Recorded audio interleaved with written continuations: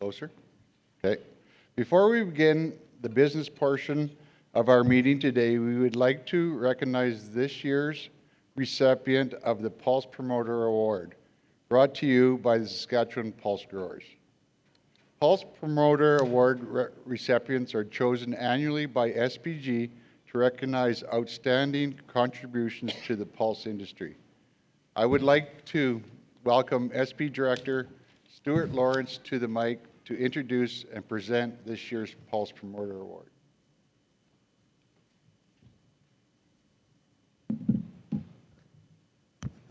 Thank you, Trent. Good afternoon and welcome. My name is Stuart Lawrence, board member with Saskatchewan Pulse Growers.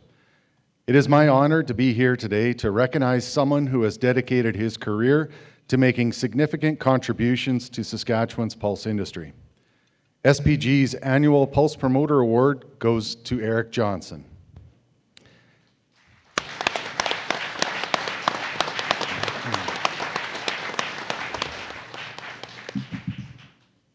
Eric is a retired weed scientist and agronomist, having worked in both extension and research.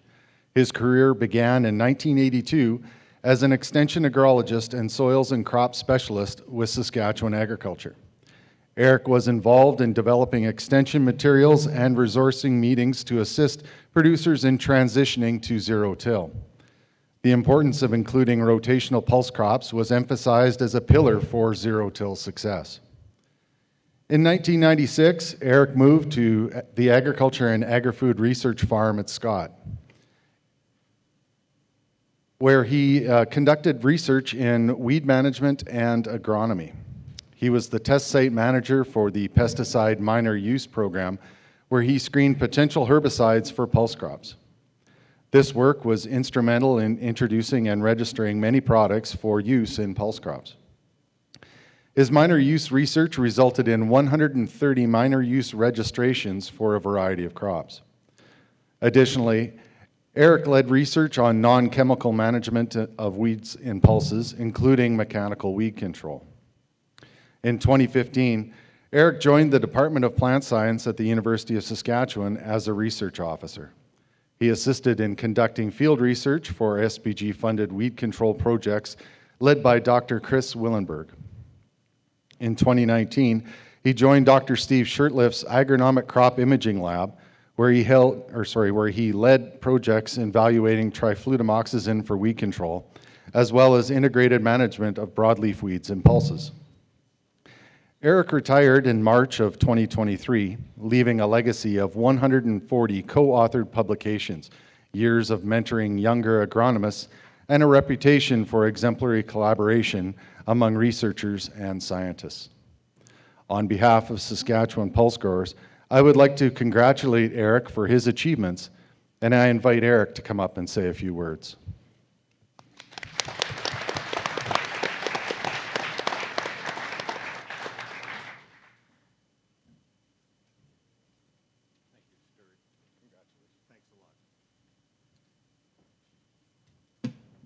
I'll set that there.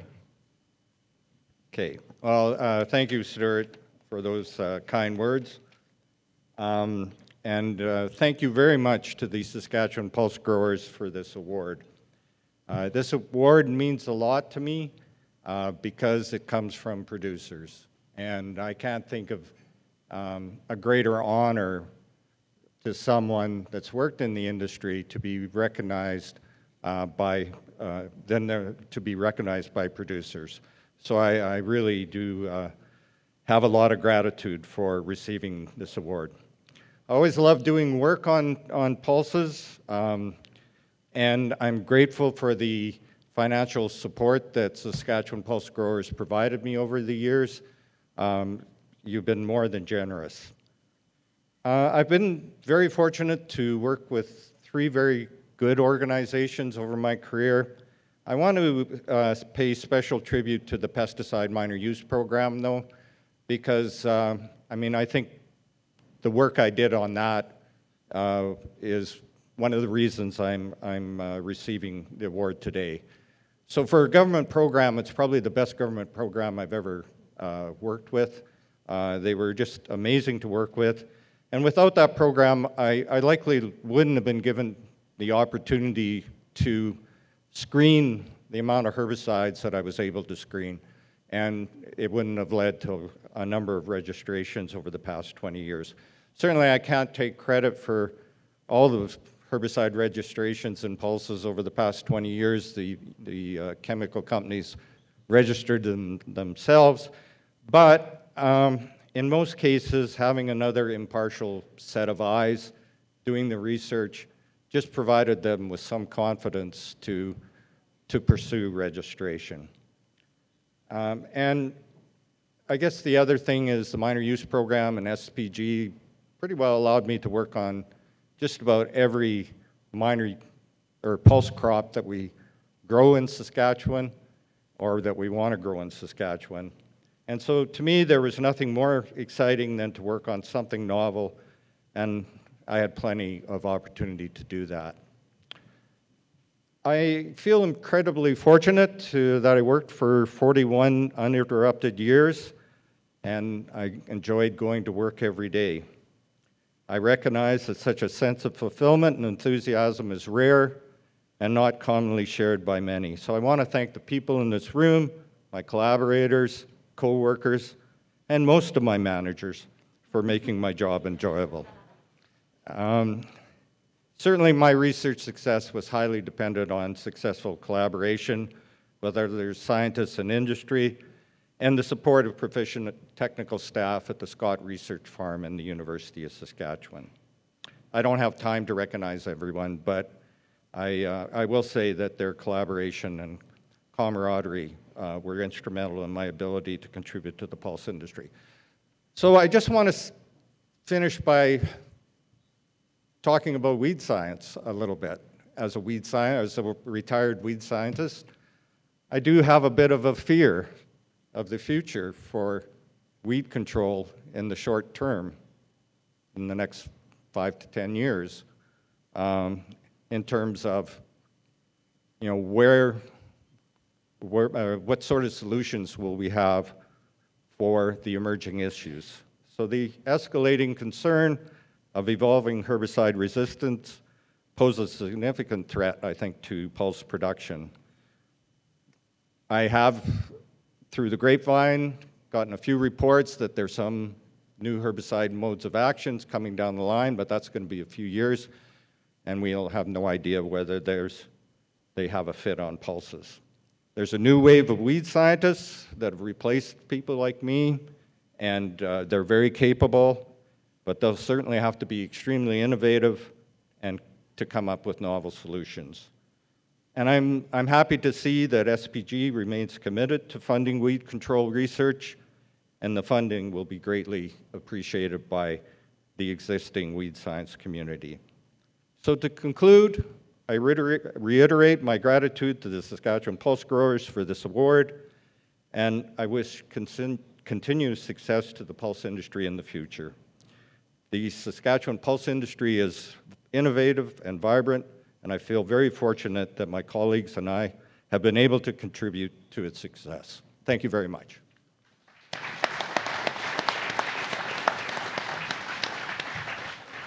Thank you, Stuart. I would like to congratulate Eric again and thank him for the work he has done for the pulse industry. Now moving into business portion of our meeting. To run our AGM, we must have a quorum of 25 growers. Amber has confirmed that with me. I am told we have enough growers, so we can get started. I will now call the meeting to order. Voting members should have received a copy of the AGM agenda and minutes from the last AGM by email on Thursday. They are also available at the registration desk and at saskpulse.com under the news and events and AGM.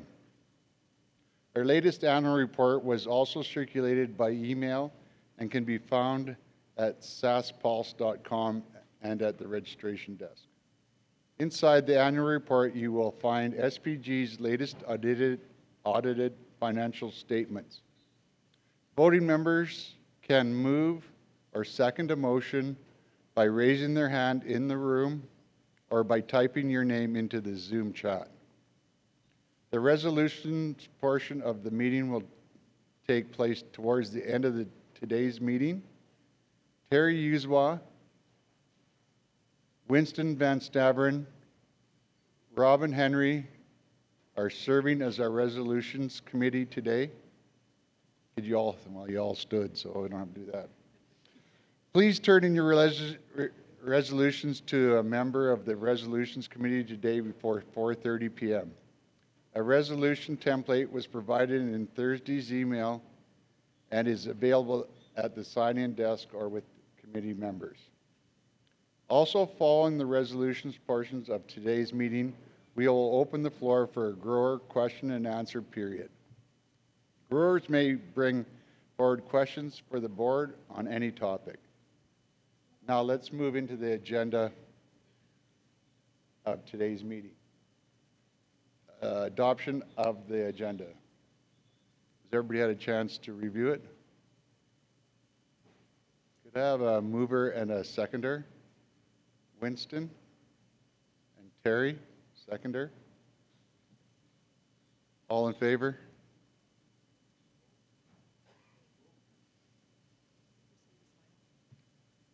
It's what?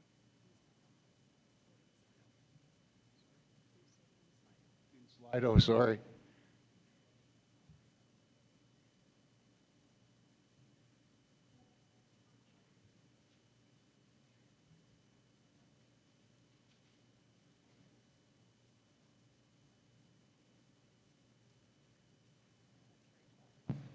And that's carried.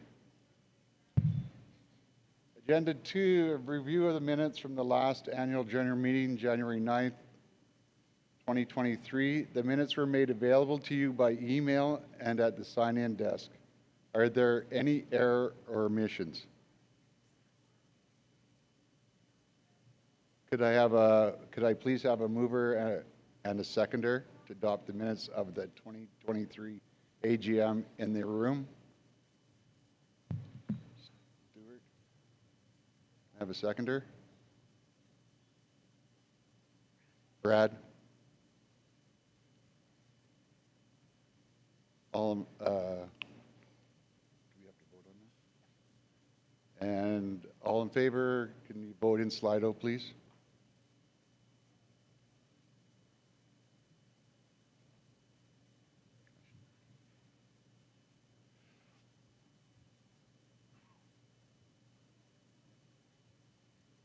Carried. Businesses arising from the meetings. SPG received no resolutions at last year's AGM. Is there any other business arising from last year's minutes that anyone would like to raise?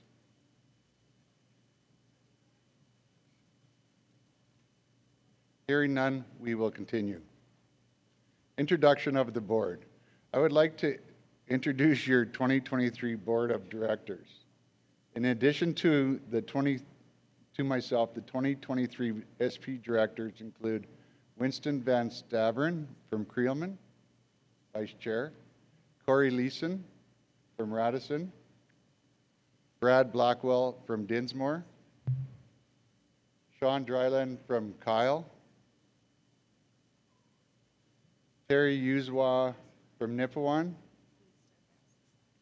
Stuart Lawrence from Rosetown, Robin Henry from Hodgeville, and Mario Gaudet from Melville. I would also like to take a moment to acknowledge guests from other provincial and national pulse and soybean organizations who have joined us virtually and in person today. Declaration of election results. We will now move on to the declaration of election results. SPG received 3 nominations for 3 open seats on the board of directors. Therefore, the 3 nominees were acclaimed to the board and no election was required. Winston Van Staveren and Terry Uswa will be returning for their 2nd term.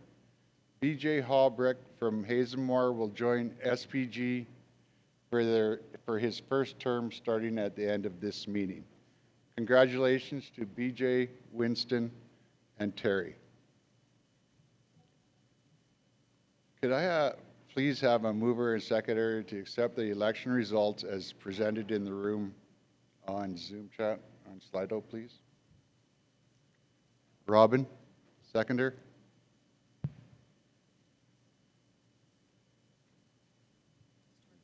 Stuart?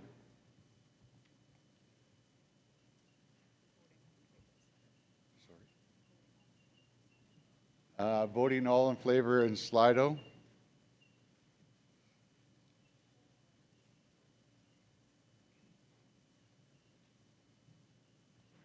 Good.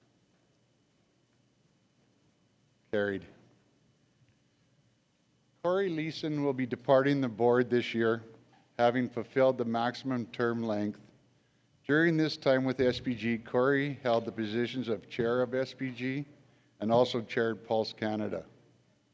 During his tenure, on behalf of the board and the staff, I would like to thank Corey for his time and valuable contributions to the SPG board over the past 10 years. As this time with us comes to a close following this meeting.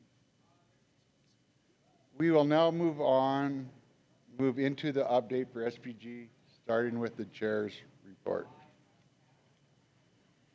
First, I would like to say thank you to the producers who have joined us either in person today or virtually online. We value your engagement, and we hope that you will stick around for the network reception downstairs following today's meeting. The title of our 2023 annual report is Connecting Innovation and Profitability, a guiding principle SPG strongly stands behind. Innovation must also drive profitability for the farm. That is why SPG strives to tackle the greatest opportunities and challenges for the pulse industry and for the growers in everything we do. Continuing to rebuild SPG's investment portfolio, particularly within research, was a major focus over the past year. As SPG is currently carrying a larger accumulated surplus than is typical, the board took decisions to target $14 million into new high-priority research commitments over the next year, with a number of the new funding portfolios already established. SPG worked alongside pulse groups from Alberta, Manitoba, Ontario, and Pulse Canada to develop the new 2023 to 28 Sustainable Agricultural Partnership Agri-Science Pulse Cluster application this year.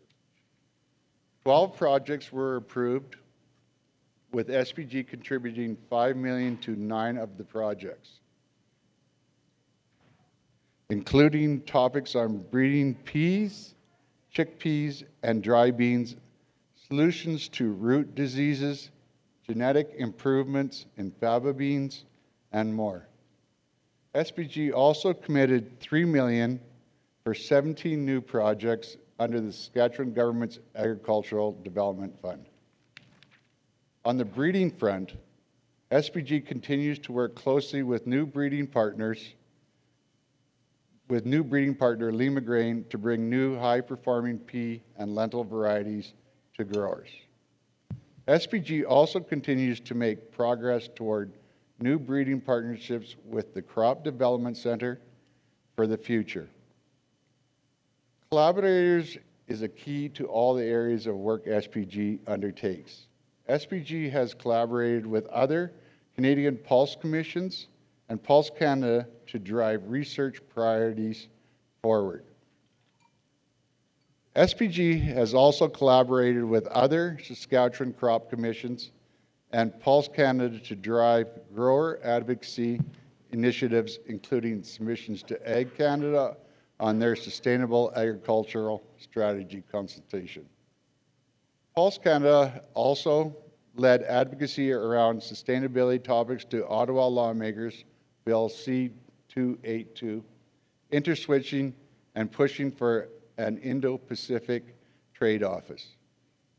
As we continue to rebuild and make new investments, SPG is driven with focus on the initiatives and the activities that will drive innovation and profitability for Saskatchewan producers, while collaborating where it makes sense to extend the reach and impact of that work further. I would now like to invite SPG Executive Director Carl Potts for some additional comments from the organization. Well, thanks, Trent, and thanks everybody for joining us here today at our AGM. It's great to see a full room out here for all the Crop Commission AGMs here today. So, a few things I want to cover in my portion of this report today. Three main things, really. An update on SPG's financial position, talk a little bit about 2023-24 budget, as well as cover some key highlights from the 2022-23 fiscal year. But to start, I want to lead off with some comments about SPG's financial situation, our accumulated surplus, and our pathway on research investments. As Trent mentioned in his remarks, SPG is holding a larger accumulated surplus than we would normally hold. Our unrestricted net asset balance at the end of last fiscal year was $19 million, and we've had a major focus on the rebuilding of our research portfolio, particularly over the last year. This chart shows SPG's revenue in dark green bars, SPG's expenditures in light green bars, and SPG's unrestricted net asset balance shown by the line on this chart. So I wanted to provide a little bit of background on how we got to where we are today. Rolling the clock back to 2016, SPG had its highest ever revenue at nearly $24 million. Also in 2016, SPG decided to reduce the levy rate by 1/3 from 1% to 0.67%. And at the same time in 2016, lentil prices started to fall sharply, and India imposed import duties on imported pulses, which significantly reduced exports to Canada's largest market at that time. That introduction of import duties was later in 2017. So as a result, SPG's annual revenue fell by about 55%, or nearly $12 million in just 2 years, from 2016 to 2018. However, with large multi-year research investments on the books, SPG wasn't able to reduce those expenditures quite as quickly as revenues declined.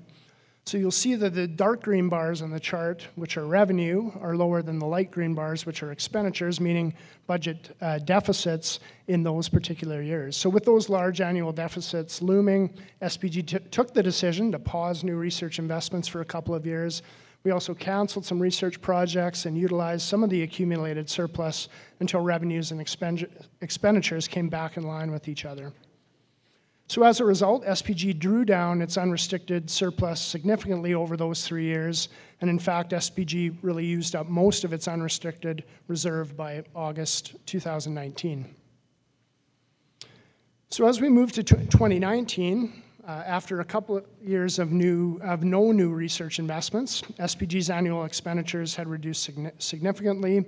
SPG's breeding agreement with CDC came to an end in late 2020, taking about $5 million in research spending off the books at that time. In 2019, pulse prices and SPG revenues started rising again, and you can see that revenue began to exceed expenditures. Prices and revenues really have risen faster and higher than expected. New investments in research take time to come online, which has resulted in surpluses in recent years, including a large surplus in our most recently completed fiscal year. All that being said, we're expecting 2023-24 to be roughly balanced, with revenues equaling expenditures as research investments returns to targeted levels. In the last 2 years, we've increased research investments significantly. SPG's future commitments for research projects, which are outlined in the notes to our annual report and the financial statements, currently stand at $11.4 million. That's up about 470% from 2021. Likewise, SPG's annual expenditure in R&D is increasing. We've expanded our annual expenditure in R&D to a budgeted $9.9 million for the current fiscal year, which is up nearly 240% over the last 3 years. In addition, as Trent had mentioned in his report, the board has earmarked $14 million of our $19 million unrestricted surplus towards high priority research, which includes things like root disease research, weed research, agronomy research capacity, disease nursery capacity, and other areas as well. So this leads us to our 2023-24 budget, which is roughly a balanced budget with about $16.8 million in budgeted revenue and $16.6 million in budgeted expenditures for a budgeted surplus of $200,000.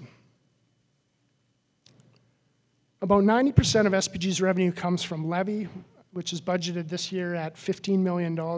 We do have other sources of revenue, which include things like interest and dividends from investments, expense reimbursements from leveraging on market development work, revenue from commercialization of pulse varieties from our previous breeding agreement with the CDC, funding from government, leveraging agronomy trial work and other research work, as well as sponsorship from winter growing meetings. But the bulk of our revenue obviously comes from grower levy dollars.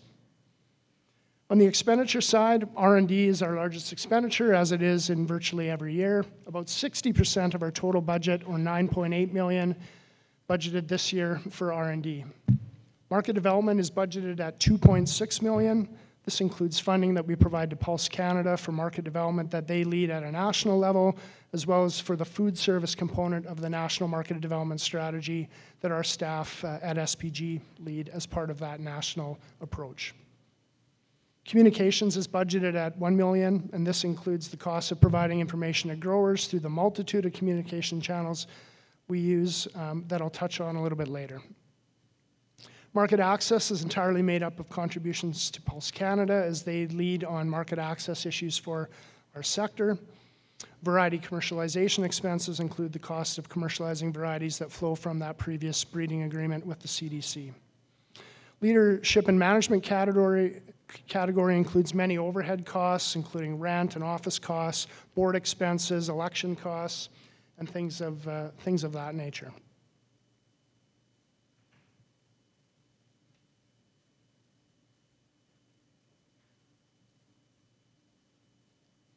So overall, we're on track to return to a balanced budget and plan to make strategic investments of the unrestricted reserve into high priority areas of research.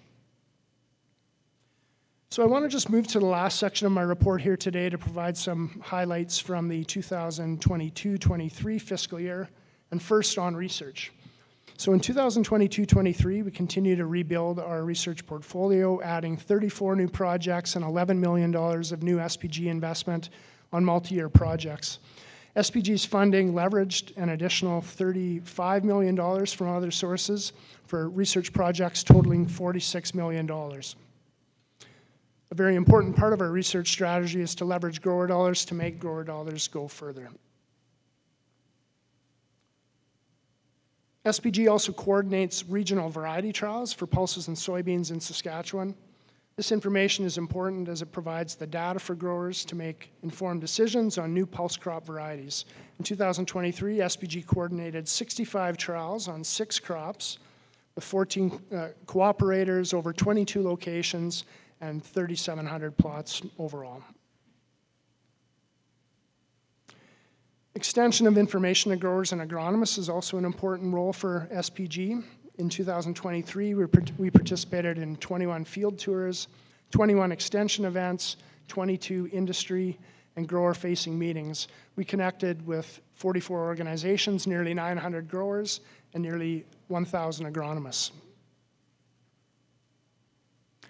Building new demand for pulses is a central element to our strategy. Much of this work is done in collaboration with other pulse grower groups and the trade, and led by our colleagues at Pulse Canada.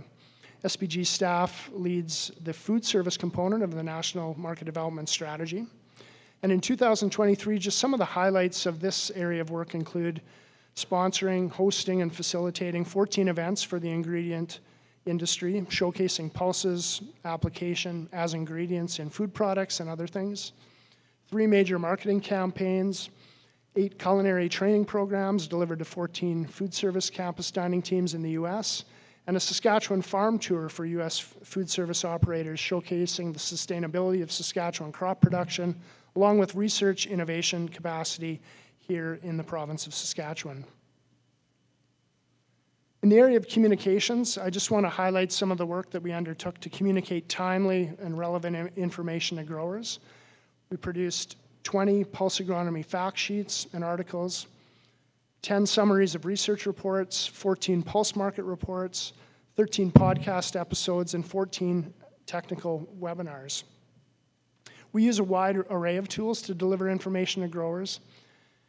Finally, we are proud that we continue to have a strong support from producers. More than 80% of farmers believe that SPG provides good to excellent value for the levy that they contribute to SPG, and this is an important metric that we measure and monitor over time. So in closing, I want to recognize the SPG board and staff for all of their work over the last year. I'm very fortunate to work with a dedicated board, providing leadership for the organization, as well as a strong professional group of staff that undertakes all of the work that SPG does on behalf of growers. So Trent, back over to you. Thank you, Carl. Are there any questions for myself or Carl on the report from the organization? If you please approach a microphone or click raise hand in Zoom.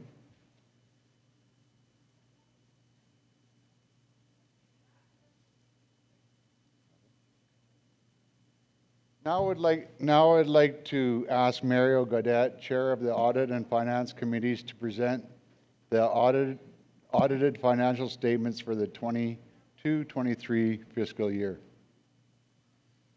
Thanks, Trent. So for the audited financial statements, SPG audited financial statements are available in the annual report, available at the registration table as well as on our website. SPG is required to have a number of audit options completed. The opinion on the audit of financial statements has been qualified because audit procedures do not allow the auditor to verify whether all levy that should have been collected and recorded during the year has actually been collected and recorded. This is a standard qualification for many crop commissions. Opinion on SPG's compliance with the Agri-Food Act and Pulse Crop Development regulations, there were no issues noted in the opinion. Opinion on the controls of the organization to safeguard resources, prepare reliable financial reports, and to conduct activities in the accordance with laws, regulations, and policies developed. There were no issues noted in the opinion. Opinion on the proper use of Crown monies, there were no issues noted in the opinion. Revenues. Levy revenue collected this past year was $16.2 million, the highest since 2016. A high amount was driven by historically high prices in lentils and peas. Overall revenue was $18.1 million, which is also the highest since 2016. Expenses overall were $12.5 million, under budget by $2.6 million.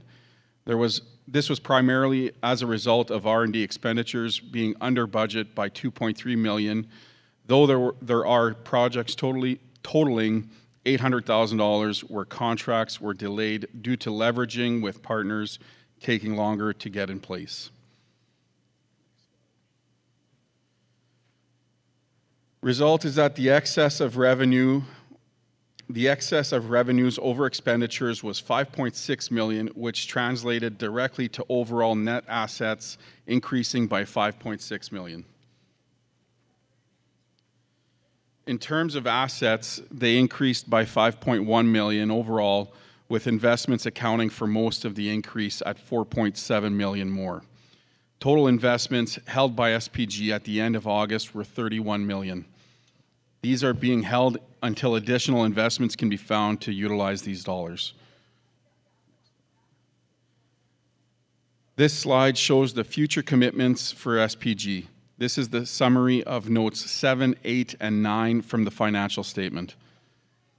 SPG currently has future commitments totaling $22.5 million, mostly in the next 4 years.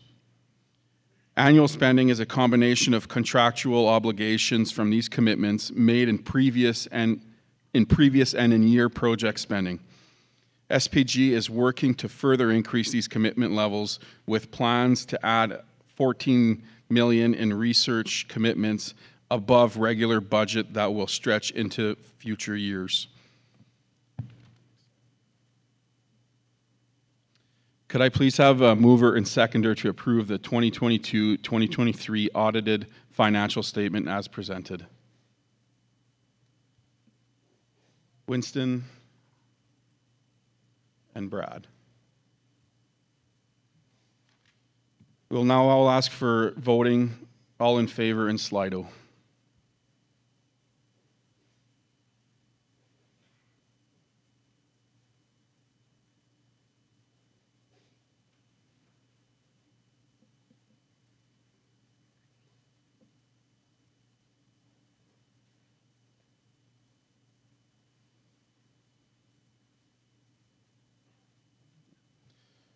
Motion carried.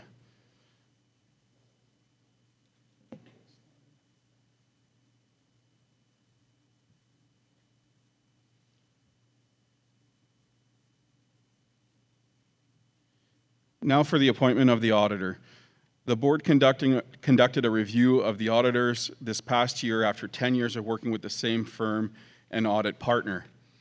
After conducting the process, the board determined that the best fit was to continue to work with Lingard and Dreger, but that a new audit partner would be in charge of the audit going forward. It is the recommendation of the board that Lingard and Dreger be appointed as auditors for 2023-2024 fiscal year. I, Mario Gaudette, as Audit Finance Committee Chair, make the motion to appoint Lingard and Dreger as the auditor for fiscal year 2023-2024. Could I please have a seconder on that motion? Terry. We will now ask for voting. All in favor in Slido.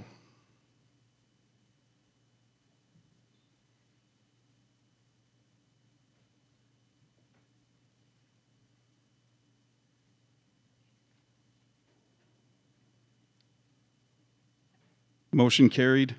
Thank you very much. Thank you, Mario.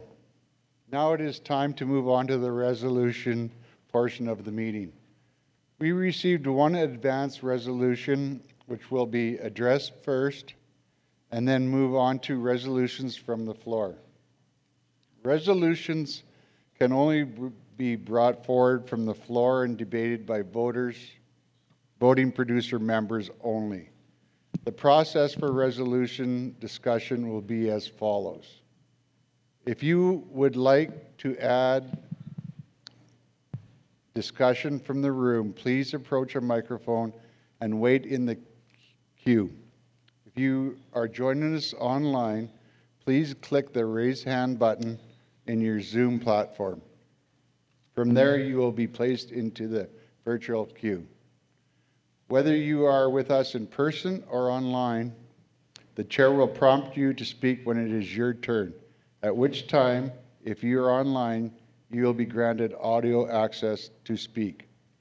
Resolutions will first be introduced.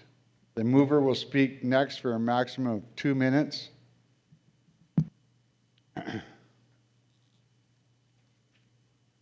We'll now, sorry.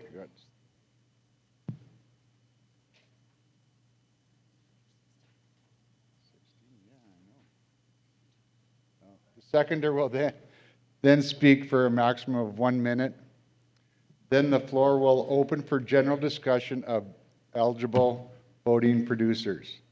All will have a maximum of 1 minute to speak and can only speak a maximum of twice during each resolution.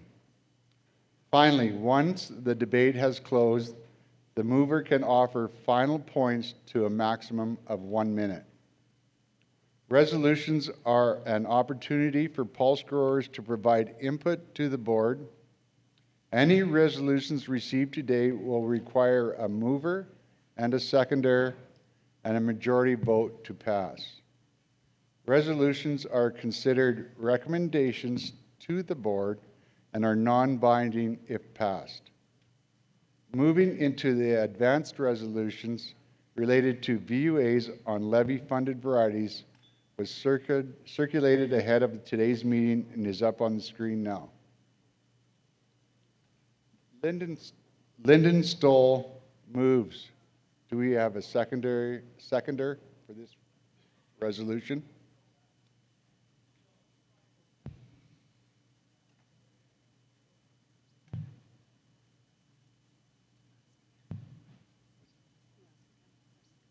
Can we have a seconder for this resolution? Sorry. Name, please.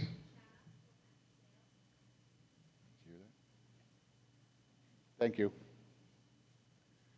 Lyndon, you may now speak to your resolution. You have 2 minutes.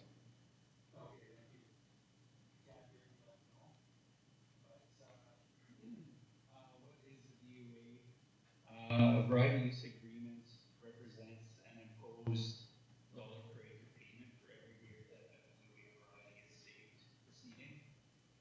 There is no cap on how high this imposed fee could go, and local pedigreed seed growers do not benefit in any way by selling VUA varieties. The Lemur Grain Partnership meets our checkoff on varieties that will be sold exclusively under VUA contracts, and we will not be able to use these varieties unless we agree to pay a mandatory VUA fee.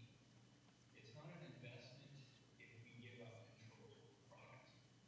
Simply put, a VUA represents a loss to grower seed control. And we know what happened with canola seed prices after technology use agreements came in and stopped farmers from using farm safe seed. Additionally, it's concerning to have been a pulse grower that has paid levies to support the industry and then have those historic levies be used in part to create and operate a VUA system that restricts access to seed and enforces per acre fees for a year. VUAs represent yet another bureaucratic action towards further consolidation and privatization in a seed industry where 4 seed companies already control just under 60% of the market. And Lemur Grain is the 5th largest. Do they need more control over seed? For the above reasons, I would ask you to support the resolution and vote in favor. Thank you. Thank you, Lyndon. I'm sorry, I missed your name. Seconder, you may now speak.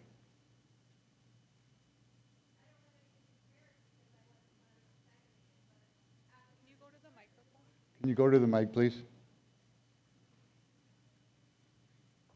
I don't have anything prepared because I wasn't planning on seconding the motion. But as a producer, I don't see the financial good in me taking my producer dollars to fund a private company that will produce these varieties that I will then have to go and buy. It would be similar to the canola model, and it would take our farm from being pulses as one of our most profitable options to being, like an oilseed, one of our least profitable. And I don't know about everyone else's operations, but ours can't take another hit like that. Thank you. Before we move into open discussion, as chair, I would like to ask the executive director to provide some background and context on how SPG got to this point on VUAs.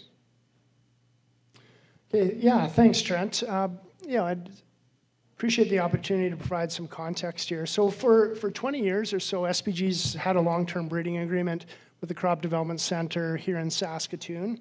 And under that previous model, SPG provided most of the operational funding for the pulse breeding program, which towards the end was about $5 million per year. In return, SPG received royalty-free access and commercialization rights to those varieties and commercialized those varieties royalty-free to Saskatchewan farmers.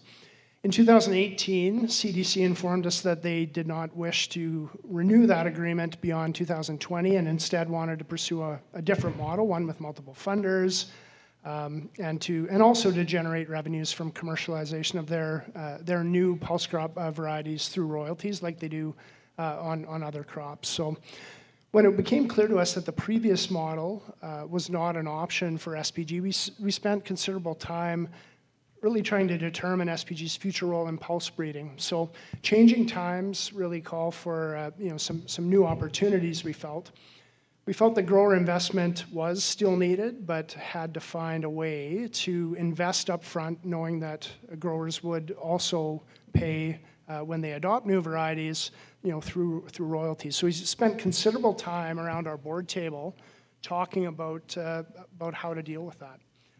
So in order to create an investment environment to attract new investment, new breeders, and to increase the sustainability of revenue for breeding programs, we feel royalties on all acres, including on farm-safe seed, are needed in order to do that. And that's to tackle the immense challenges and opportunities that we face for our sector, and to try to drive new investment and new breeders and new additional people working on these projects. So how are we going to deal with the concern about paying twice, which I think which is some of the flavor of the resolution and some of the comments that we've heard so far. One of the principles of SPG's investment is that if we're going to invest grower levy dollars up front, we're going to need to ensure that there is some flow back of some of those royalties back to SPG. Any new investments in breeding that we make will require that share of royalties generated. And those revenues will be reinvested back into research. It could be breeding, it could be other research, it could be other areas to benefit farmers. So we've been talking about this new vision and direction on breeding for at least 2 or 3 of our most recent AGMs, at winter grower meetings, through podcasts and videos and written pieces as well that we've put out. We're excited about that new vision to try to deliver improved varieties for farmers over the next 25 years. And one of the important things to keep in mind, and it was alluded to in the movers' comments, was that there might be no cap on the fee that's charged. But one very important principle in all of this is that for the existing varieties that growers already grow, those are going to remain royalty-free. Farmers can continue to grow those varieties. There's no concern about deregistration of those varieties over time. So if growers want to adopt new varieties that have VUAs attached or other sorts of royalties, they can choose to do so if the economics make sense. But growers will always have that choice in terms of growing those existing royalty-free varieties. So in 2022, we did announce a new breeding collaboration agreement with Limagrain, and we're also working on a new agreement with the Crop Development Center under similar breeding and commercialization model. We feel that this model really is needed to encourage that investment in pulse variety development, to achieve some of the goals we have for genetic improvement and disease resistance and herbicide tolerance, for the future. So that's both, with private sector investment, with public sector investment, and that's how we see the future on this particular piece. So, thanks for the opportunity to provide those comments, Trent. Thank you, Carl. Now moving into open discussion. If you would like to speak, please approach the microphone in the room and form a line or click raise hand in Zoom. Our first speaker is Terry Bonine. Please go ahead.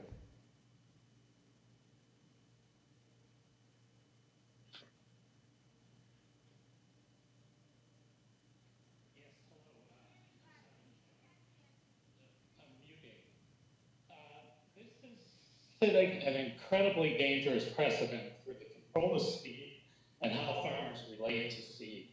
You're setting a situation where you could possibly normalize the value use agreement situation.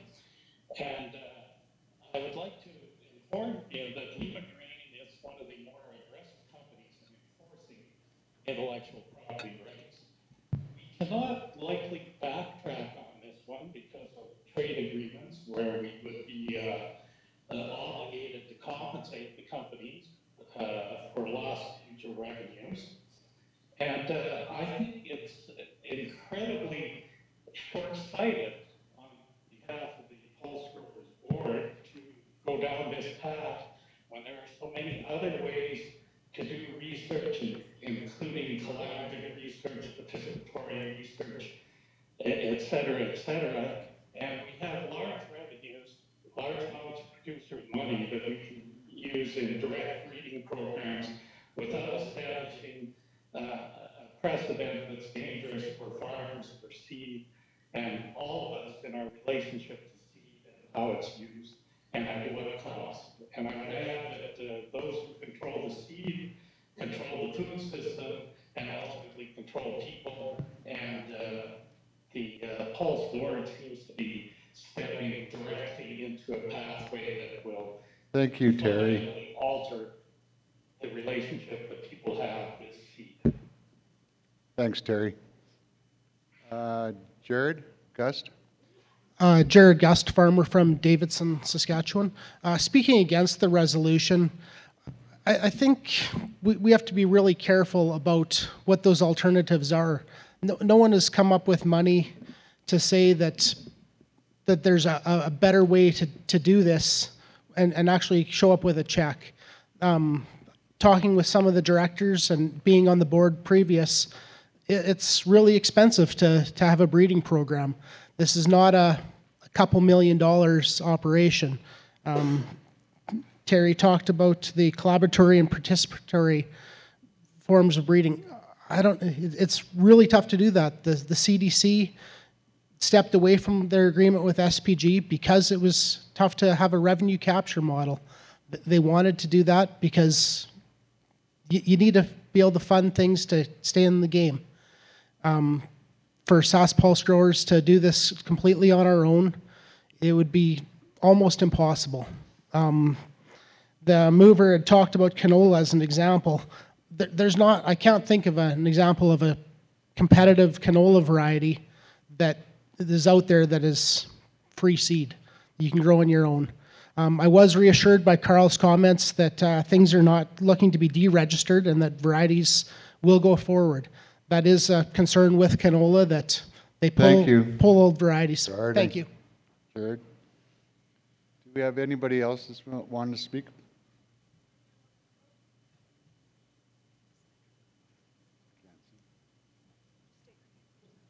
Can you please say your name? Bateman, RM104 Gravelburg. I have a question. How and who managed the CDC? Can you come closer to the mic? Who managed the CDC and where did the money come from for CDC? Who were CDC is basically my question. The CDC is the Crop Development Center at the University of Saskatchewan. So they're the organization that is involved in research on many different types of crops, including pulse crops. Yeah, and yeah. So I guess they fall under the university. But I guess I'm saying if they were successful before, it's a public organization. Why shouldn't we try to change their position to go back to the previous agreements? Thank you. Ian McCurry's up next. Yeah. Go ahead, Ian. Yeah, if the chair, can you hear me? Yes. I think there's an important distinction that there's a bit of a sleight of hand going on here. The CDC wanted to have some royalties like they have on the wheat and other programs that they've got joint arrangements with. That did not involve a variety use agreement, and it did not involve long-term trading royalties. It involved them having parallel ability to cover their costs on pulses like they did in the other one. It is not fair to portray that we couldn't have negotiated an arrangement with the Crop Development Center that was parallel to what they had on the other crops. This is a misleading piece. This organization has to find a path to discontinue investing in minor grain. We're not going to get any value out of it. We paid for this research. Paying for this research is one of the best investments in our operation, and get back to paying for, to allowing us to have access to what we pay for.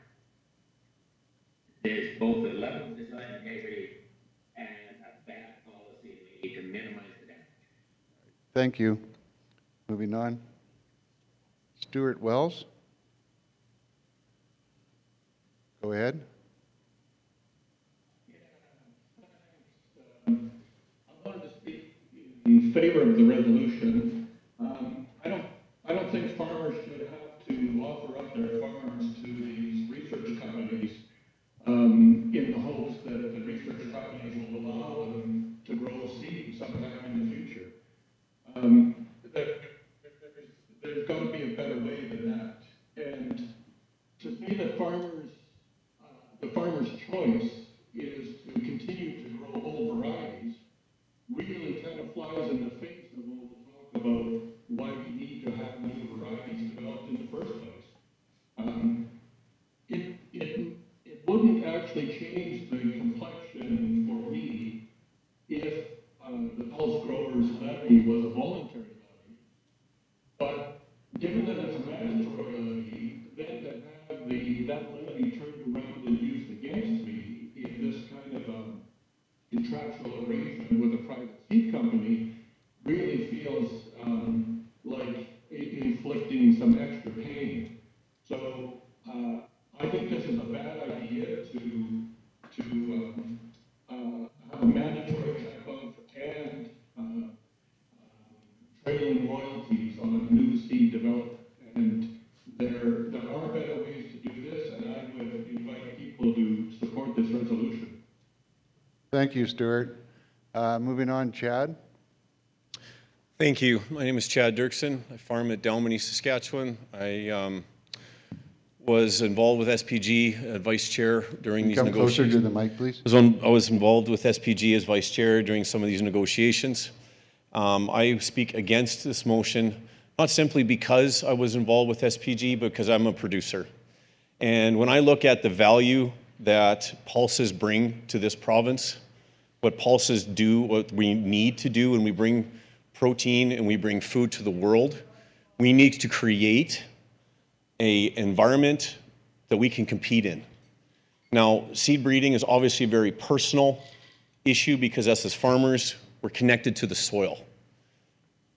Members of our board are connected to the soil as personal farmers, as personal leaders, and this has been a very difficult decision as I've witnessed it, and I encourage you to think about the longevity of voting in favor of this. We have an opportunity to partner with great leaders as our board and with the SPG director, executive, and we have control over the situation right now. If we continue to let this linger, we're going to have to fight Aphanomyces and Ascochyta in ways that we don't think we can imagine. So I encourage everybody to think deeply about the longevity of this, and I support this motion. Thank you very much for your thought and your time. Thanks, Chad.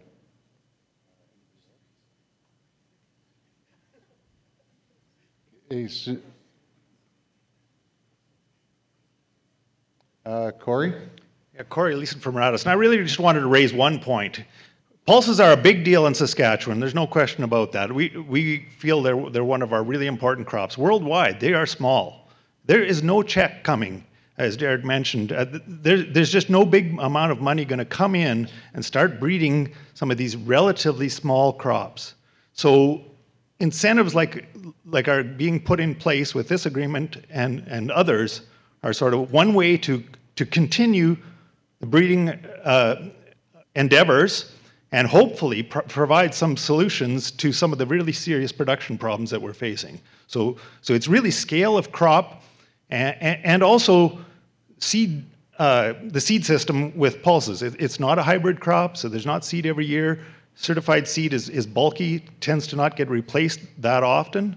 So there is another factor as to why breeding companies are reluctant to invest without, sort of an incentive to do so. Thank you. Thanks, Corey. Anybody else? Ian? Go ahead. Yeah, I think that it's in favor of the resolution. It's important to remember that with this seed model, we have seen wheat yields increase faster than canola. We've seen the wheat breeding program with this model figure out how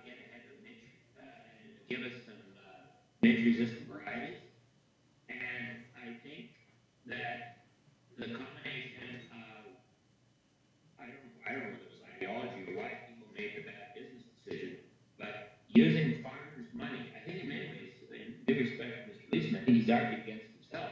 This is a small crop whose primary interest is here, so the interest that has to come is from us, and we've demonstrated over the last 25 years, when we decide to do it, we have success.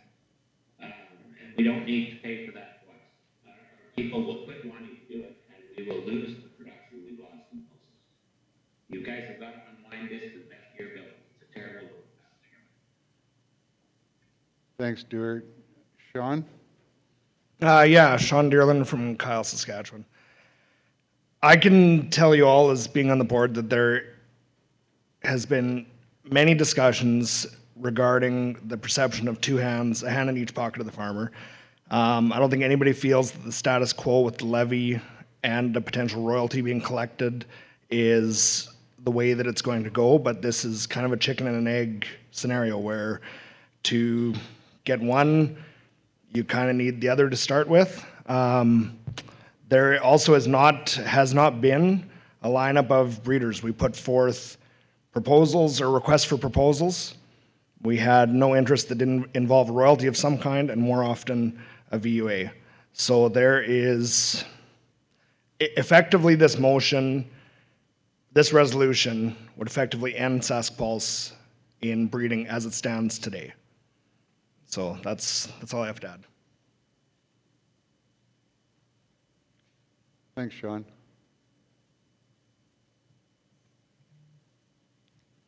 Sorry, I can't see you. Yes, okay. Richard Gray.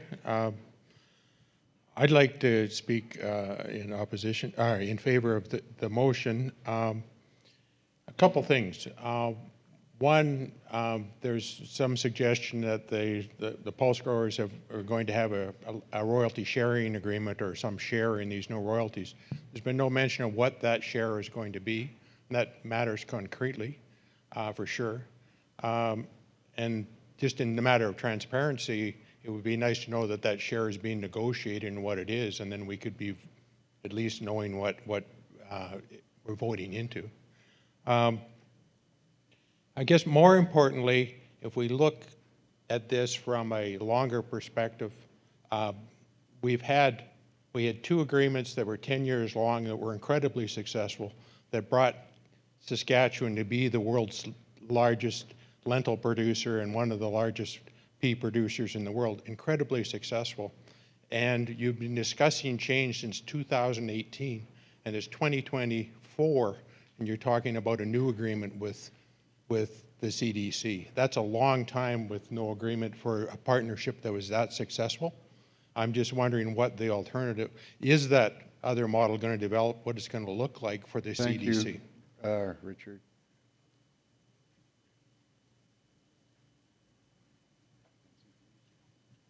Chad? Hi, I'm Chad Dirksen. My apologies to the chair. I misspoke when I said I was voting in favor at the end. My apologies. I wanted it for the record that I vote against this motion. Thank you for the correction. Thank you. Thanks, Chad. Can you state your name? Hi there, Jason Hennis, farm in the Tony area. All this motion or resolution and things will all be mute if we do not find something to fix the Athanamycin problem. We've gone from just about half of my farm, so about 8,000 acres, down to 2,000 because of Athanamycin. And if we have a wet year, which hopefully we all do, it's everywhere. It's in Alberta, it's everywhere, Athanamycin. And if we don't get something breeding-wise, we won't have to worry about the money, we won't have to worry about it because there will be no pulses growing in the province. That's how it is in west central Saskatchewan. That's from the border to Kindersley to Rosetown. Big area pulses, gone. Thanks, Jason. Any further discussion?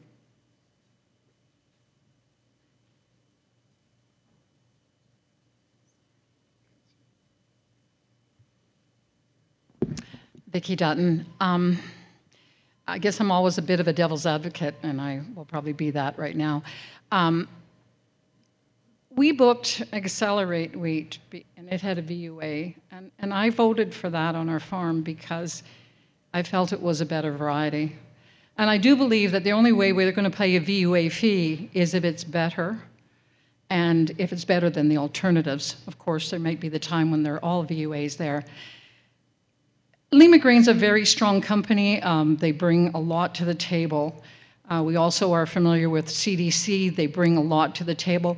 But the question I leave this mic with is, at one point in time, are plant breeders expected to just make money from the royalties? Because I do believe as a producer, I fund them through a mandatory levy, through my tax base, and then as a producer, I'm asked to fund them every time I grow or buy new seed. So I do think we have to realize that at some point in time, you cannot commit producers' money to plant breeding and charge me on the other side too. Thank you.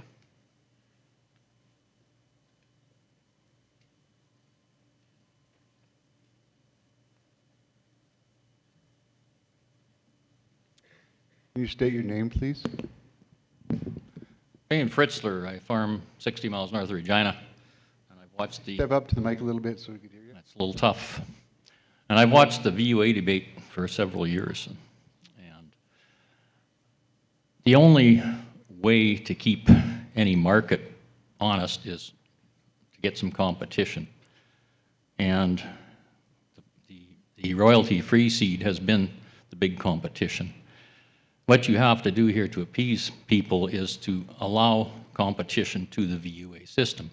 Ms. Dutton just told you she grows it because it's the best variety. You as board members got $5 million in the game here, and you lost money on variety distribution last year. There isn't a seed company in the world that's going to do that, but you guys will.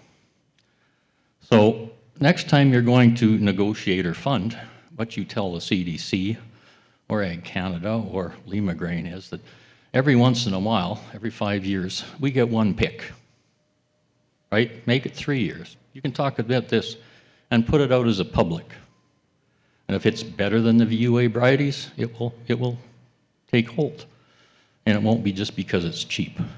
And that puts to bed the deregistration of varieties and going down one road only. And of course, as a producer, when I see...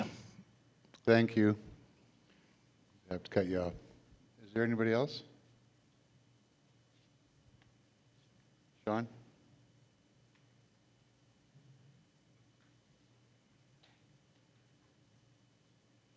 Sorry, I won't take long for coming back. That I just wanted to add that there is the difference between this and a canola type model is that canola varieties are deregistered by the companies that release it on a regular basis, and those varieties, a few years, are not available. The difference is the royalty-free varieties that have been developed and will be released are still controlled by a farmer-directed board with SaskPulse, and we have no intention of removing those varieties, so there will always be competition. VUA-bearing varieties will have to compete with royalty-free varieties, and if they are not good enough to stand up, then it ends there. So the market can decide. Thank you. Sean? Hi, Brad White from Gull Lake. I think it's really irresponsible of you guys to just so blatantly open the door on these VUAs like this. I do believe that, you know, we did need to go to some sort of a royalty collecting system for pulses, but to be taking my producer checkoff money and allowing that to fund a private company's variety development is just insane. Like, you guys have to just put this back to bed. Thank you. Brad? Brad Blockbull, I farm at Dinsmore.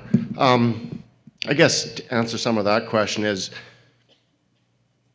the past breeding of $5 million a year got us one breeder, and we need multiple breeders. That was apparent from the CDC. That was part of the sales pitch right from the very start, was more competition. We need to bring more breeders in. We're not, part of the VUA is to not fund out of the levy for perpetuity. Like if as soon as the VUA start creating their own revenue, we don't have to take levy dollars. That's the intent. Is in the future the breeders can fund their own program, and I think that's part of the CDC's plan. Is they want to be able to fund their own program, and I guess the other thing I'd like to speak as a positive. There's a lot of fear mongering of Lima Grain is a big foreign company, but we get to sit at the table. We're at the decision-making table. When it comes to commercialization, we're 50% of the vote. So it's nice as a farmer to be able to have that voice, and for the future, that's how it's going to be. So I'm confident that they're going to listen to us, and we have a say in the future. Thanks, Brad.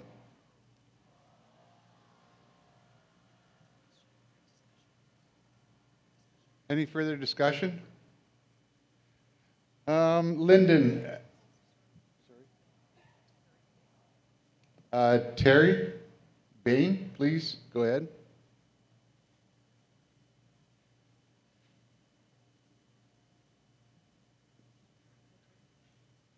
Terry Bain. Yes, apparently my farmer fingers don't really work on these touch screens.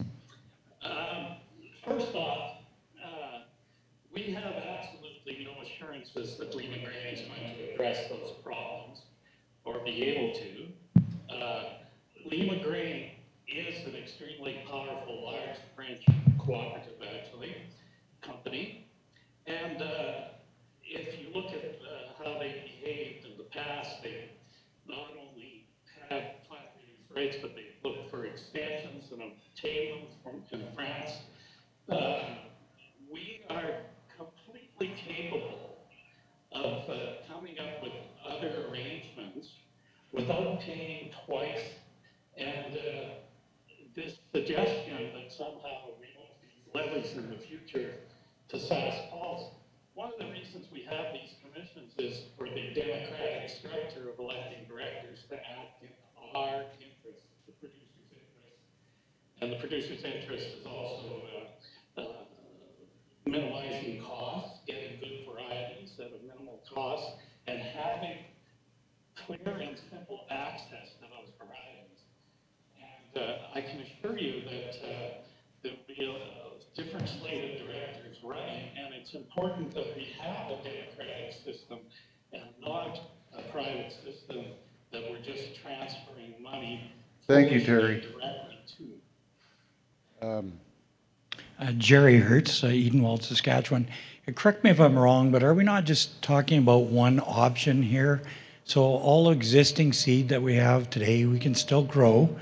And unless something comes up better, i.e. through the VUA, then I'll go there. But if not, I'll stay with what I've got. In the short term as well, Ag Canada, there's nothing stopping CDC from developing their own varieties. It's just they won't be using farmers' money to do it. Is that still an option, correct? So there is competition out there. I don't see, this isn't a be-all to end-all that, okay, we're going to be tied in for the rest of our life. I don't believe that anyways. I'm going to vote against this resolution. Thanks.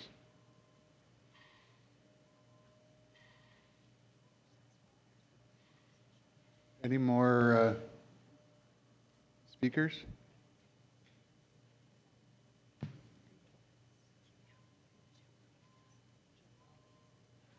Jim Robbins, go ahead.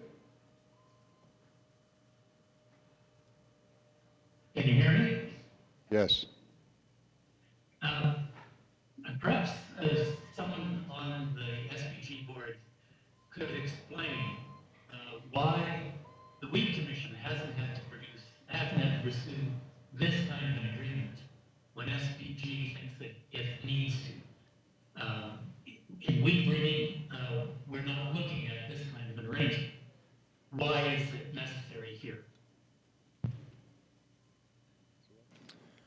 Well, I can't speak for the wheat commissions, obviously. We work specifically on pulses, but a few things specific to pulses that are important, I think, that have been raised at the mic. So globally, small acreage crops with little investment globally with into new breeding and new varieties. And in part, the environment that we've enjoyed over the last 20 years with royalty-free varieties has made it very difficult for new investment to come, as the crop has increased in size when we think about peas and lentils.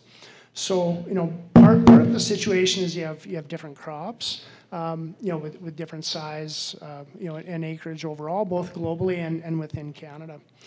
I think part of this is us wanting to take charge, for the future, take a new direction to try to ensure that pulse crops can keep up with the acreage increases, the yield gains of other crops, because we're falling behind with respect to yield performance in Canada. We're facing more competition from places like Russia and other producers of pulses into our traditional markets, and we need to make investments and in different ways today. And as was said before, I think creating more competition, bringing more breeders, more scientists, and creating that environment, it might result in higher seed costs for farmers. But at the end of the day, farmers will be able to choose, are those new varieties that they want to adopt worthwhile to adopt based on the costs associated with them. In addition, there'll be multiple seed companies as we look to make investments, not only with Lima Grain, which is a good, strong partner, but with CDC and maybe with others. There'll be multiple companies bringing forward varieties for commercialization that will all be competing for farmers' market share. So that is part of what helps to keep the competition in check. So I think those are some of the key differences I see relative to pulses compared to maybe some other crops. Vicki? Just a point of clarity. The Accelerate wheat we grow on our farm has a VUA on it. So it does exist in other crops, and perhaps people aren't aware of that. Thank you. Is there any more speakers? I don't know if I get to speak now or you're going to call me after. Now?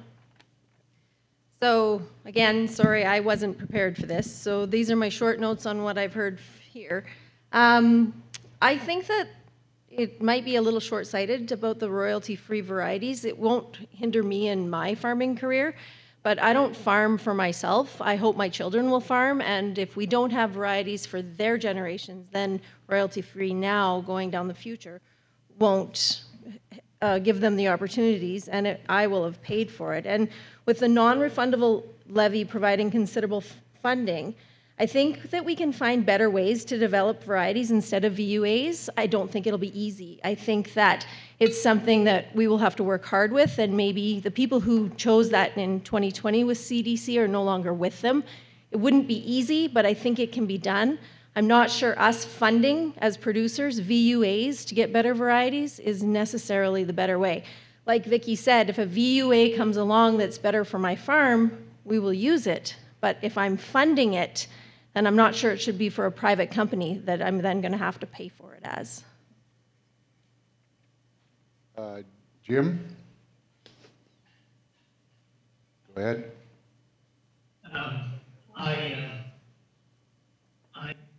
I just wanted to note that I'm going to be voting for the resolution. I just can't be in favor of a model that asks me to pay twice, and I just can't see the sense of it. I know we have to have partners that we can negotiate something that we want with, but I just don't believe that if in other crop varieties we can get better arrangements, we can't get better arrangements in pulses as well. Thanks. Thanks. Any more speakers?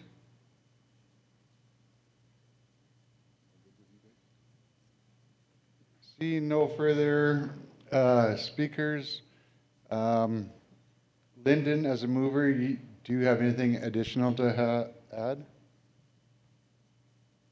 Yes, I can close. Can you hear me? Yes. Okay. Our checkoff dollars provide plenty of money to fund pulse breeding. Restricting access to farm-safe seeds simply makes the seed company more money.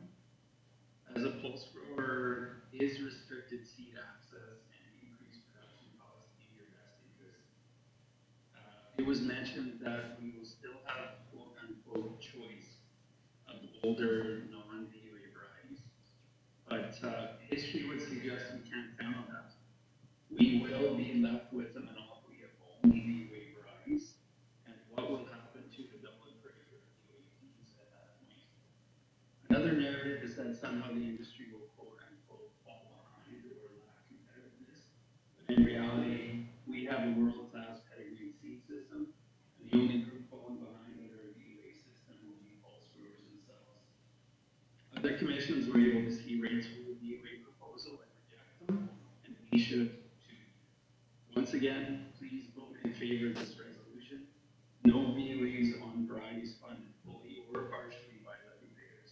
Thank you. Thanks, Lyndon. We will now ask for voting.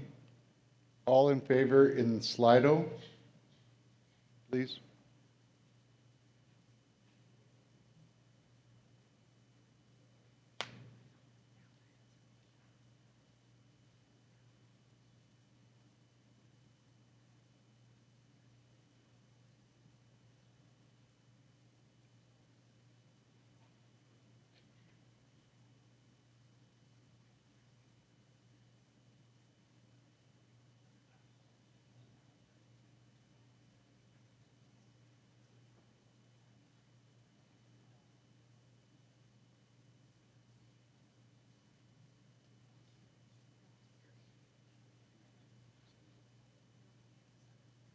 The motion is not carried. All right, moving on to resolutions from the floor.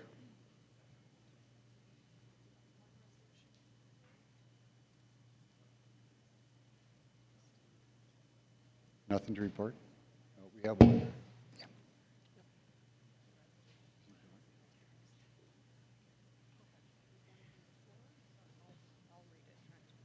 Okay, we have one for the floor. Amber's going to read it.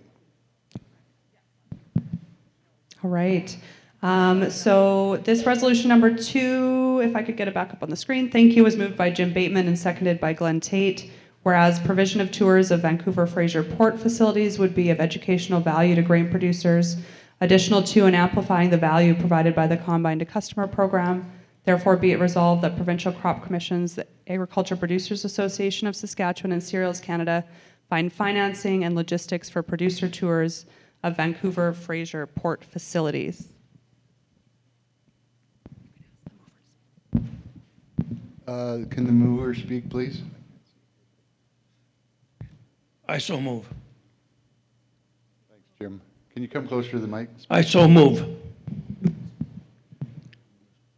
Any additional comments? After the seconder? Point of order, Mr. Chair. I would speak in favor of the resolution, but I do not have the authority to second it. Can I have another seconder, please?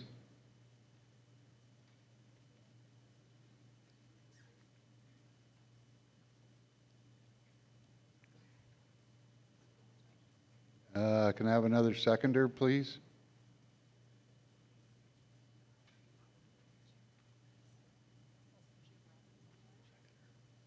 Jim Robbins online. Seconded.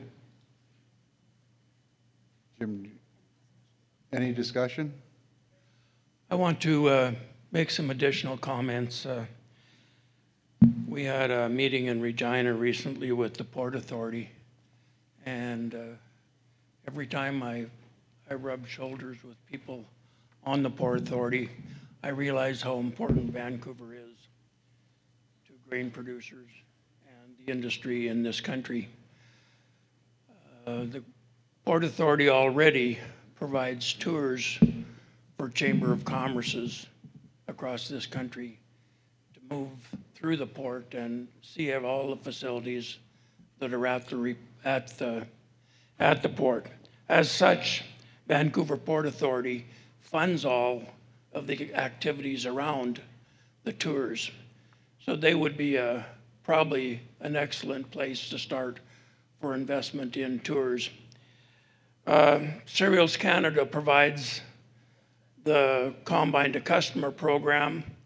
This would be looked at as a sister program, and they may be interesting after talking to them in managing a program like this. And so I would think that they may fund some of these tours as well. But there's one other place I think we can go for funding, and that's WFRG, Western Grain Research Foundation. They have adequate resources, and I hear over 100 million in reserve projects. And the public relations and education around the effects that Vancouver Port has on our lives and the ability to move produce through that port says that we should enlighten farmers about everything that happens there so we can support them in every way we can. So I'd just like to bring this resolution to the floor Thanks, Jim. for your consideration. Jim Robbins, would you like to add?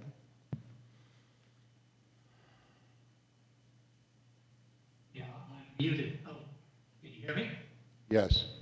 I just wanted to second the resolution and point out that in the wheat commission meetings today, a similar resolution was passed. Any discussion? Jared? Jared Gust, farmer at Davidson. Speaking against the resolution, people can pay for their own holidays. I'll admit that Vancouver's a great place. I've done the tour myself. I paid for it myself. There's no need for the commission to spend scarce dollars for such a thing. WGRF money is for research. There's $100 million that should you spend on research. I'll advocate for that every day. Junkets, it can be done another time with other dollars.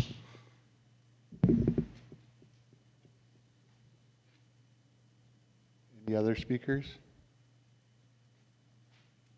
We will now ask for voting. All in favor in our Slido.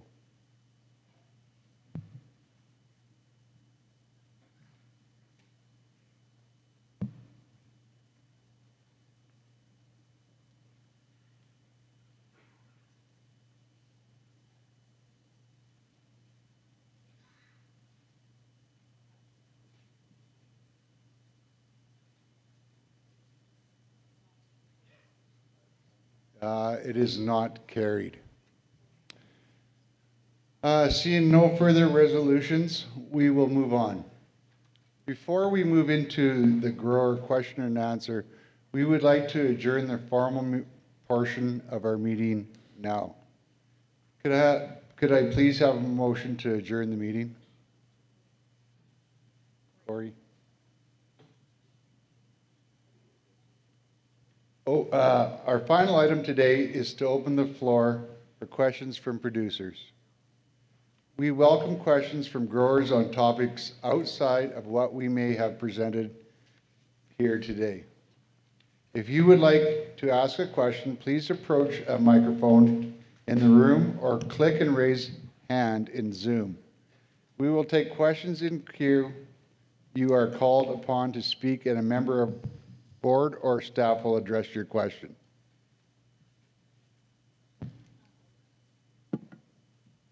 Alana? Alana Cook, farmer at Edenwald. I've mentioned this at a couple other commission meetings today, but I'll just call on the pulse growers to consider having some sort of collaborative conference similar to what we used to have at CropSphere. We're all here together as producers. It's a great opportunity to bring in some really great speakers for us to address issues that are common to all crops that we all grow in Saskatchewan. So, appreciate the Sask Crops initiative that you've all been involved in and praise you for that and ask you to take that further and look to establishing a really well-organized and a really constructive conference for all growers that attend your AGMs. So thanks. Thank you. That was a very good idea. Do you want to address that, Carl? Anything? No? Anybody else?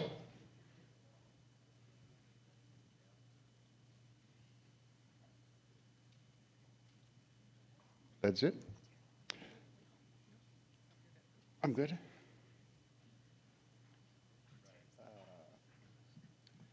That brings our 2024 AGM to a close. Thank you for joining us in person or from wherever you may be online with us today. Stay tuned for announcements about SPG winter extension meetings. We will be back in local communities this year with stops starting on January 23rd in Swift Current, and we'll be also visiting North Battleford, Weyburn, and Humboldt. We hope to see you join us over the next couple of months. Thank you. That concludes the meeting for today. And before you sneak away here today, I forgot to add to Trent's notes that we do have our networking reception just outside and to the right on Boomtown Street. So please join us for a beverage and a snack before you head out today. We'd love to chat with you all. Thank you.